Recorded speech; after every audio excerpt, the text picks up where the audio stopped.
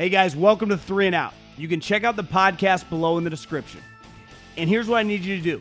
Make sure you subscribe to the Volumes YouTube channel to stay up to date to everything we're doing here on 3 and Out and the Volume.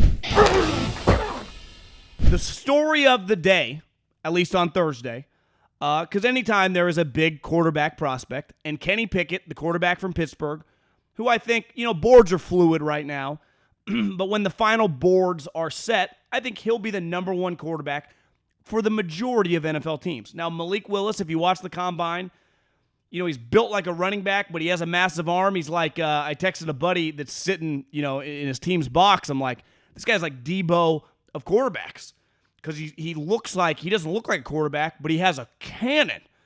And he's definitely going to be number one on some boards, but he's a project. Kenny Pickett is much more in the Mac Jones camp in terms of plug and play, right? And here's the thing, and I say this all the time about the draft. The draft is a marketplace.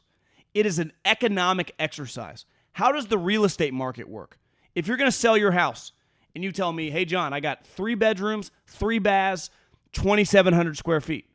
Well, I'd go, look around your neighborhood. You want to price it? What are the other homes in your neighborhood that have similar square footage and similar rooms and baths selling for? And you go, well, this one sold for $800,000 a month ago. I'd say, well, price it $825. Let it rip. Now, the difference between real estate and the NFL is real estate is based on recent comps. No one cares what things were selling for 5 years ago, right? In the NFL, this is an analytical exercise, what the Combine is. And when you get your hands measured and it measures in at 8.5, that is a massive red flag. And the media tells me that you got to believe in analytics. You got to believe in analytics. And the NFL has gone much more into analytics. And then I saw the media today on social media. Why do we care about hand size? Why do we care about hand size? You cannot have it both ways. That's not possible. If you believe in analytics, you have to red flag the small hands. Because when you look at Kenny Pickett's comps, you go, well, who else in the NFL at quarterback is playing with 8.5-inch hands? And the answer is nobody. And you go, okay, how many players, when's the last time a player with 8.5-inch hands has been in the NFL? It's been half a decade. Has there been any good players with 8.5-inch hands? And the answer is one, and his name was Michael Vick.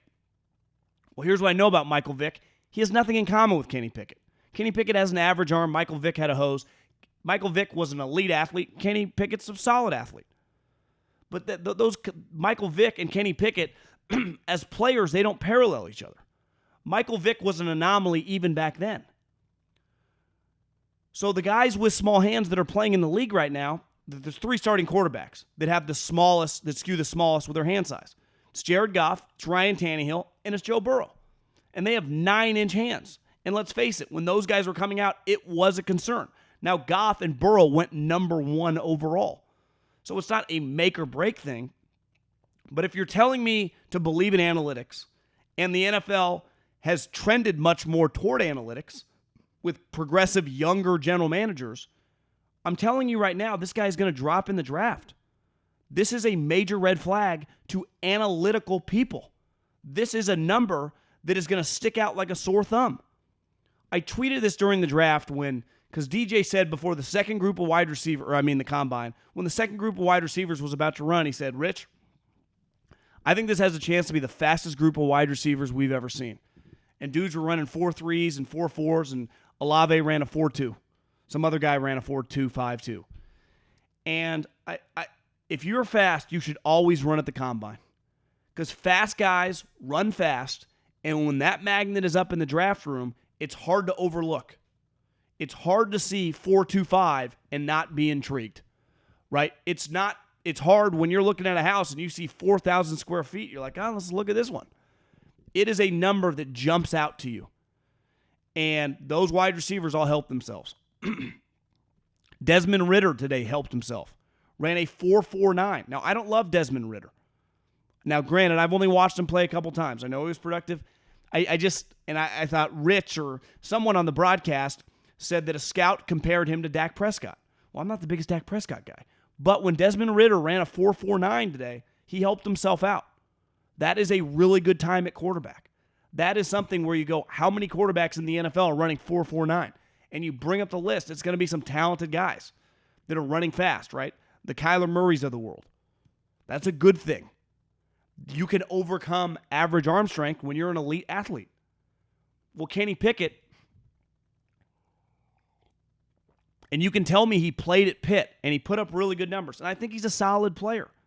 But historically, before this quote-unquote quarterback inflation, a guy like Kenny Pickett, do you know where he's going in the draft? Probably in the 3rd round. I would struggle to take him in the 1st round. And I'm telling you, the analytical group of general managers, and that is the new wave of these guys, are going to dock this guy. So you can't have it both ways. And the media loves having their cake and eating it too. Because everyone I saw on Twitter, like, why does anyone care? Well, you tell me nonstop to believe in the numbers. Go for it on 4th down. Well, it's no different with the hand size. There's been one successful guy in the history of the league with 8.5-inch hands. And his name's Michael fucking Vick. Sorry, Kenny Pickett. Like, it's a problem. Now, he has a lot of other things going for him. He was a productive player. He's smart. He's a high character guy. All that stuff. So there's pros and cons. But, the comp, when Trevor Lawrence was coming out, who was his comp? It was Andrew Luck. Right? When Kyler Murray was coming out, who was his comp? Russell Wilson. Kenny Pickett's comp is like, he's kind of Mac Jonesy, and he's got small hands. I don't know, man. I'm just telling you, the NFL people are not going to love that. And then on the flip side, Malik Willis, who is clearly a physical talent, right? He looks like a running back linebacker. He's got a massive arm. I mean, they were throwing these go routes. He was just throwing bombs. This guy's going to intrigue people. But for every project we find, right, for every Josh Allen type project, Trey Lance a big project, not all these guys are going to work. Some of these guys are going to fail. I don't care how good your coaching is. Like, it's just not every project is going to become a star. So he's going to be a fascinating case. Because ultimately, he's going to go in the top 50 picks. And when you take someone in the top 50 picks, even if he gets to sit his first year, like, there's just pressure on you to eventually play. So I'm intrigued to watch whoever takes him. He's going to be a guy, everything. You saw that video that went viral today of him, like, giving a hat to a homeless guy. And it wasn't like a cheesy thing. Like, he had no clue he was being filmed. The person was, like, across the street in a coffee shop. But, I think he's a fascinating prospect. I really do. And if I had a good infrastructure, if I was a GM and I had a good quarterback coach, if I had an older quarterback, I would want a guy like that to mold.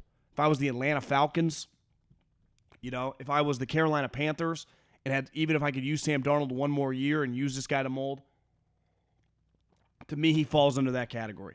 If Desmond Ridder, like I said, Dak Prescott, and then those 2 Ohio State wide receivers. One guy ran a 4.26.